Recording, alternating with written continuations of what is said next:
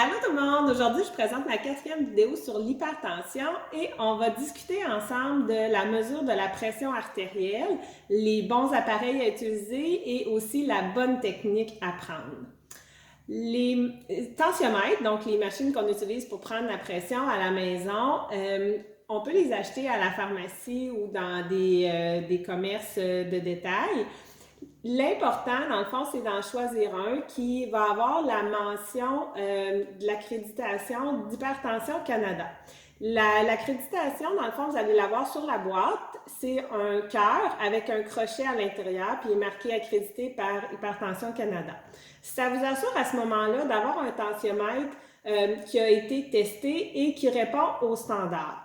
Maintenant, vous pouvez avoir un crochet qui va être doré ou un crochet argent. Le crochet doré veut dire que le tensiomètre a été retesté par l'Hypertension Canada puis qu'il répond aux derniers critères. Ceux qui sont argent, c'est pas qu'ils sont moins bons, c'est que Hypertension Canada les a pas retestés encore, donc ils répondent quand même aux critères là, normal et standard qu'on a présentement. C'est juste qu'ils n'ont pas été retestés dans les dernières années.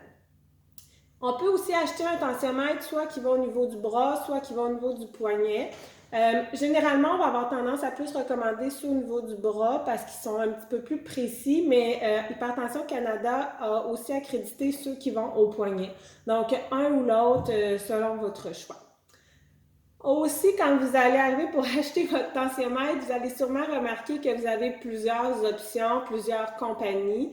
Donc, l'important, comme je vous dis, c'est de vérifier le logo et ensuite de ça, les différentes technicalités. Il y en a qui vont fonctionner seulement avec des batteries, il y en a qui vont fonctionner avec batterie et qu'on peut dans le fond, là, avec l'électricité, qu'on peut brancher au niveau de la prise de courant.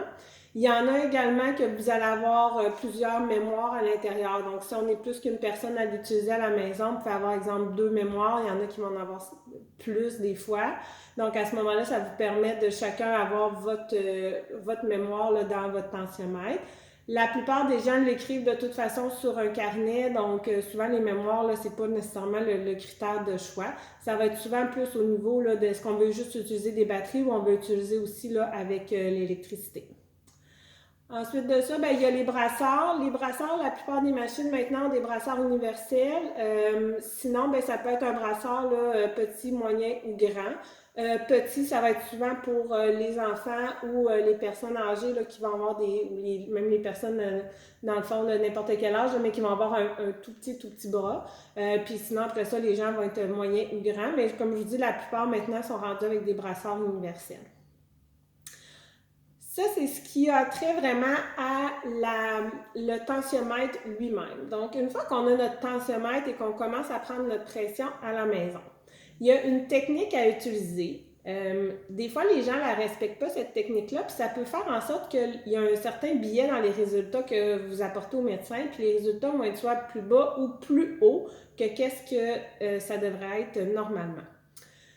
La première chose à respecter, dans le fond, c'est de ne pas avoir fumé ou mangé au minimum dans la dernière heure, idéalement dans les 2 dernières heures. Faut pas non plus avoir pris de café ou de choses stimulantes dans la dernière demi-heure, dernière heure. Faut pas non plus avoir fait d'exercice dans les dernières minutes. Donc, on parle d'au moins une demi-heure à 1 heure aussi avant de prendre la pression suite à un exercice, à moins qu'un médecin vous ait recommandé là, de le faire parce qu'il y a des tests à faire. Il faut également être assis pour prendre la pression. Encore une fois, ça se peut que votre médecin vous demande de prendre des pressions couchées. Ça peut arriver, mais c'est plus rare. Donc, il faut être normalement assis pour prendre la pression. Assis sur une chaise bien droite, donc le dos à côté au dossier, les jambes droites, les pieds au sol, donc pas les jambes croisées. Le fait de croiser les jambes peut faire augmenter la pression. Des fois, on peut voir des variations de presque 10 mm de mercure, donc ça peut faire une grosse différence. Et il faut avoir également le bras à la hauteur, le coude là, à la hauteur du cœur, donc appuyé sur une table. Pas les poings fermés non plus parce que ça fait plus de pression dans le bras, donc la pression va être un petit peu plus haute. Donc, toujours se rappeler d'être bien assis droit, le dos à côté, les pieds au sol et les jambes décroisées, les jambes droites. Le bras bien appuyé sur une surface plane et à la hauteur du cœur. Donc, pas trop haut, pas trop bas non plus.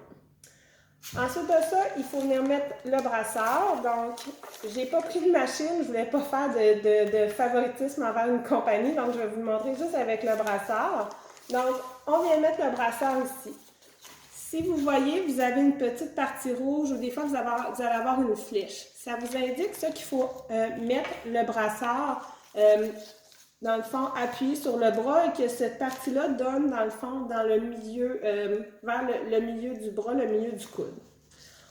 On met le brassard aussi toujours plus haut que le coude. Pas parce que ça donne une meilleure mesure, c'est surtout parce que quand le brassard gonfle, si vous l'avez au milieu du coude, ça peut être plus douloureux.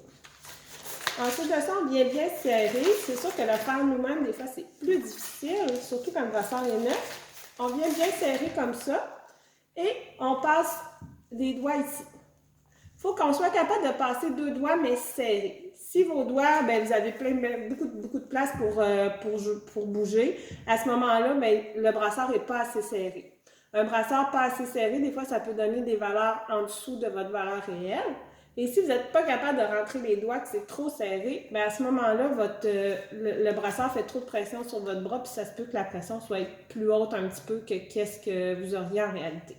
Donc, c'est à vérifier, il faut qu'on soit capable de rentrer environ 2 doigts de façon normale, sans avoir trop d'espace, puis pas assez d'espace. Ensuite de ça, quand vous êtes prêt, bien, généralement, on va recommander un tensiomètre qui est automatique. La plupart, maintenant, qui sont vendus, de toute façon, le sont. Fait qu'on a juste, d'habitude, il y a un bouton là, qui est marqué départ ou start en anglais. Donc, on pèse dessus. Le brassard va se gonfler de lui-même. On n'a rien à faire. On fait simplement attendre. Toujours penser à garder votre main bien ouverte, les jambes décroisées. Et on attend, dans le fond, les valeurs sur notre machine. La machine, le tensiomètre, généralement, va vous donner la systolique, la diastolique et votre pouls. Certaines aussi ont une fonction pour détecter, dans le fond, des anomalies au niveau du rythme cardiaque. Donc, vous pouvez avoir le petit symbole aussi. La pression, combien de fois on devrait la prendre? Ça dépend. Ça va dépendre, dans le fond, si vous venez d'avoir votre diagnostic ou si vous avez un nouveau traitement. Quand on est en diagnostic d'hypertension, qu'on a un nouveau traitement, on va vouloir à ce moment-là que vous la preniez un petit peu plus régulièrement. Donc, ce qu'on propose, généralement, ça va être 2 valeurs le matin, avant d'avoir pris vos médicaments, avant d'avoir mangé, donc en se levant, et 2 valeurs le soir. On va faire ça comme ça pendant une semaine. Ça nous permet à ce moment-là d'avoir une bonne moyenne de votre semaine parce que la pression peut varier beaucoup selon ce que vous avez fait, selon ce que vous mangez, les stress et tout ça. Donc, c'est pour ça qu'en apprenant comme ça plusieurs fois, bien, ça va nous permettre d'avoir une moyenne de vos valeurs dans la semaine et être plus en mesure d'analyser vos résultats. La même chose quand on commence des médicaments, donc 2 le matin, 2 le soir, pendant au moins une semaine pour voir un peu l'impact du médicament. Ensuite de ça, quand votre pression se normalise, bien, on peut un petit peu, là, pour pas que ça rende le traitement trop lourd, on peut espacer un petit peu. Donc, tout dépendant vraiment comment ça va, bien, des fois, il y en a qui vont en prendre une fois par semaine, des fois, il y en a que ça va aller aux 2 semaines. Donc, tout dépendant. Mais c'est sûr qu'en diagnostic ou en traitement, ce qui est favorisé, c'est 2 le matin, 2 le soir. J'ai oublié de vous parler sur quel bras, dans le fond, on devrait prendre la pression. Généralement, quand on va débuter un traitement ou quand on va suspecter l'hypertension, on va tester vos 2 bras. Donc, on va tester un bras, on va tester l'autre bras et on va prendre le bras que la valeur est la plus élevée. Pourquoi? Ça veut dire que c'est votre bras qui est dominant, donc on veut vraiment faire le suivi avec ce bras-là pour être certain, dans le fond, d'avoir les valeurs les plus justes possibles.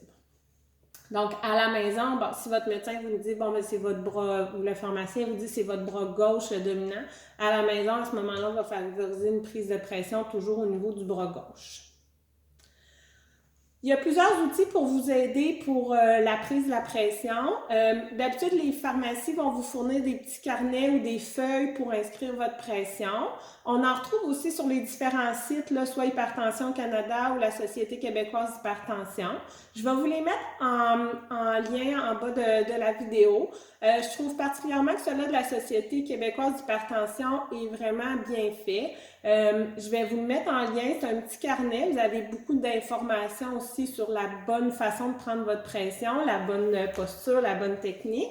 Puis vous avez aussi des belles feuilles là, pour quand on commence justement un diagnostic ou quand on commence un traitement, pour les faire deux fois par jour, deux fois le matin, deux fois le soir. Donc, vous avez un tableau qui est adapté à ça parce que souvent, les feuilles ou les carnets qu'on vous fournit, c'est plus pour des prises là, une fois par semaine ou une fois de temps en temps, une fois par jour. Donc, ces tableaux-là sont vraiment adaptés pour ça. C'est tout en ce qui concerne la vidéo sur la prise de la pression. J'espère que ça va vous aider à la maison pour bien prendre votre pression et avoir la bonne technique. Si jamais dans toutes les vidéos sur l'hypertension, il y a des questions que vous avez que je n'ai pas répondues, je vous invite à me les écrire en commentaire ou via la page Facebook là, de Communauté Santé Bellechasse. Ça va me faire plaisir d'y répondre. Et moi, je vous reviens avec d'autres vidéos. On va se lancer un petit peu plus encore là, sur les substances. Donc, on va parler de cigarettes, d'alcool et de cannabis. Puis, je vais aussi vous revenir sur des vidéos avec des petits trucs au niveau de l'alimentation. Donc, continuez à me suivre. N'oubliez pas de vous abonner à la page, à la chaîne YouTube. Donc, en cliquant en bas sur s'abonner. Puis, si vous avez aimé la vidéo, vous pouvez aussi cliquer sur le petit pouce en l'air pour dire que vous avez aimé. Donc, on se revoit bientôt!